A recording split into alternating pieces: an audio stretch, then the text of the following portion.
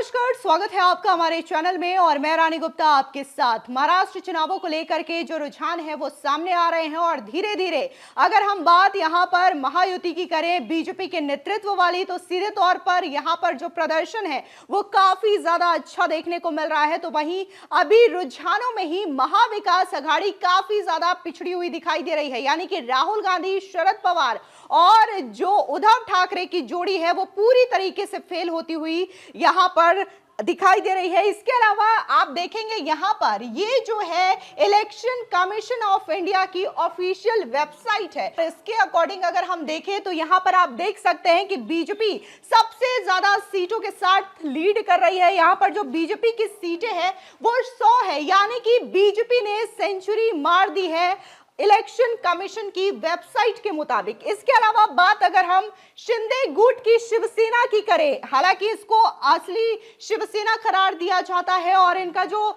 निशान है वो भी धनुष बाण है और इनका जो आंकड़ा है वो 53 यानी कि 53 है। यह भी अपने आप में एक बहुत आंकड़ा है। अगर कंपेयर करें हम उद्धव ठाकरे की जो शिवसेना है यूबीटी, उनके आंकड़ों की तुलना में अगर बात करें तो केवल यहां पर 19 सीटें ही है उद्धव ठाकरे की, और यहां पर अगर हम शिंदे की बात करें तो यहां पर इनकी सीटें 53 है। इसके अलावा बात अगर हम अजीत पवार की एनसीपी की करें तो ये भी बहुत अच्छा दमदार प्रदर्शन कर रहे हैं और ये 33 सीटें हैं इनकी। और इसके अलावा अब यहां पर नजर डालें हम कांग्रेस, यानी कि राहुल गांधी, उनके प्रदर्शन, चुनावी प्रदर्शन को लेकर के कई दफा सवाल उठते रहे हैं और अब महाराष्ट्र में भी जो नतीजे हैं, जो रुझान सामने आ रहे हैं कांग्रेस के, वो भी यहां पर उनके फेवर में जाते हुए नहीं दिखाई दे रहे हैं और ये जो 17 सीटें हैं वो कांग्रेस के लिए पर्याप्त नहीं है और 17 सीटों पर यह बढ़त दिखाई दे रही है। इसके अलावा बात अगर हम जो शरद पवार की एनसीपी है, शरद पवार वाले गुट की, उसकी बात करें तो ये 11 सीटें हैं। इसके अलावा अदर्स की बात करें जो कि इंडिपेंडेंट लड़ रहे हैं, निर्दलीय हैं बहुत सारी पार्टियां यहां पर, उनकी बात करें तो महज 17 सीटें हैं। यानी कि जो कंपैरिजन आप देखेंगे यहां पर, जो अजीत पवार की एनसीपी है और शरद पवार की एनसीपी है, लड़ाई यहां पर यह है कि असली कौन है। लेकिन अगर हम आंकड़े देखें तो आंकड़ों से स्पष्ट होता है कि कैसे अजीत पवार की एनसीपी काफी ज्यादा नंबर्स के साथ आगे चल रही है। टोटल यहां पर 33 नंबर अजीत पवार के हैं और शरद पवार के केवल 11 नंबर, यानी कि दोगुने से भी ज्यादा अजीत पवार के पास नंबर्स है।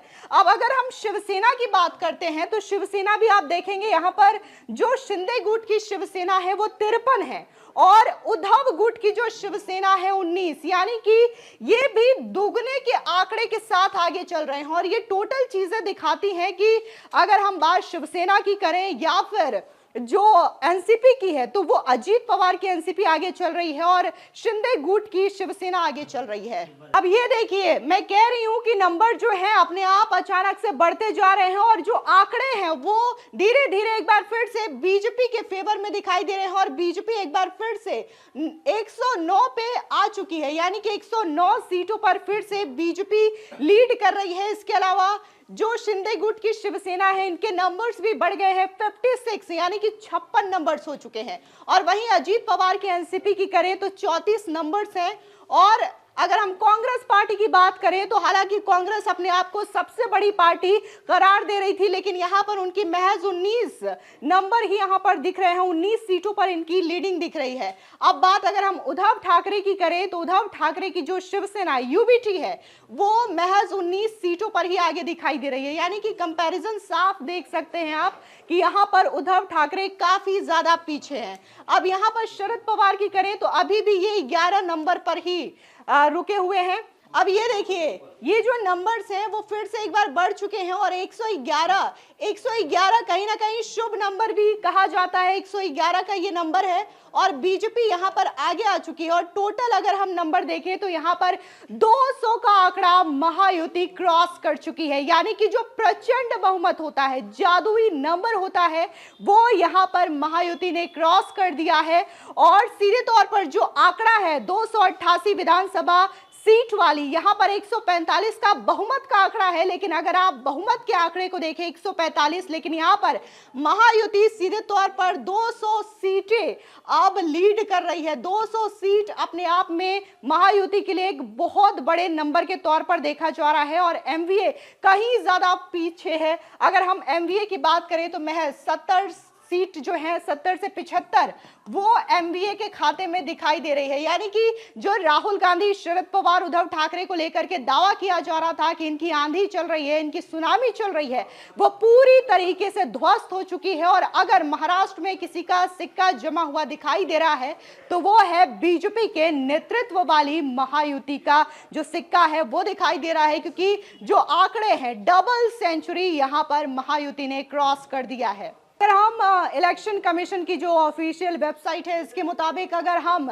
देवेंद्र फडणवीस की जो सीट है नागपुर साउथ वेस्ट उसकी बात करें तो ये काफी ज्यादा महाराष्ट्र के अंदर हॉट सीट के तौर पर देखी जा रही है। और जिस तरीके से यहाँ पर आरएसएस का मुख्यालय है, इस वजह से ये भी काफी ज्यादा बीजेपी के लिए मायने रखता है। और यहाँ पर 5 सीटें हैं नागपुर में और 5 सीटों पर बीजेपी की बढ़त देखने को मिल रही है। और इसके अलावा महाराष्ट्र के जो डेप्यूटी सीएम है देवेंद्र फडणवीस, ये पूर्व वहां पर मुख्यमंत्री भी रह चुके हैं और ये काफी ज्यादा सीटें, यानी कि यहां पर जो वोटिंग नंबर्स हैं इनके वो 6811 नंबर्स के साथ यहां पर लीड करते हुए दिखाई दे रहे हैं। ये जो आंकड़ा है 6811 अपने आप में एक बहुत ज्यादा आंकड़ा है। और वहीं दूसरी ओर यहां पर कांग्रेस की ओर से जो प्रफुल्ल है वो काफी ज्यादा, यानी कि 6000 वोटों से पीछे चल रहे हैं। तो ये देवेंद्र फडणवीस की सीट का ये आंकड़ा है और अपनी सीट पर कहीं ज्यादा आगे चलते हुए देवेंद्र फडणवीस नजर आ रहे हैं। अगर बात करें तो ये पूर्व सीएम भी रह चुके हैं और वर्तमान में जिस तरीके से अभी भी इनको लेकर के जो नाम चल रहा है कि एक बार फिर से इन्हें महाराष्ट्र का मुख्यमंत्री बनाया जा सकता है, क्योंकि रेस में अगर हम बात करें तो एकनाथ शिंदे पहले ही कह चुके हैं कि उन्हें मुख्यमंत्री की रेस में ना रखा जाए। तो अब जो नाम है बीजेपी के लिए वो देवेंद्र फडणवीस का नाम ही देखा जा रहा है, इन्हीं का चेहरा ही देखा जा रहा है। और अगर बात हम केंद्रीय गृह मंत्री अमित शाह की करें तो वो कई दफा अपनी रैलियों में इस बात के संकेत दे चुके हैं कि देवेंद्र फडणवीस अब महाराष्ट्र के अगले मुख्यमंत्री होंगे। तो खैर, आपको क्या लगता है कि महाराष्ट्र में कितने सीटों के साथ महायुति की जीत होने जा रही है, या फिर महाराष्ट्र का अगला मुख्यमंत्री कौन होगा? कमेंट सेक्शन में जरूर मेंशन करें।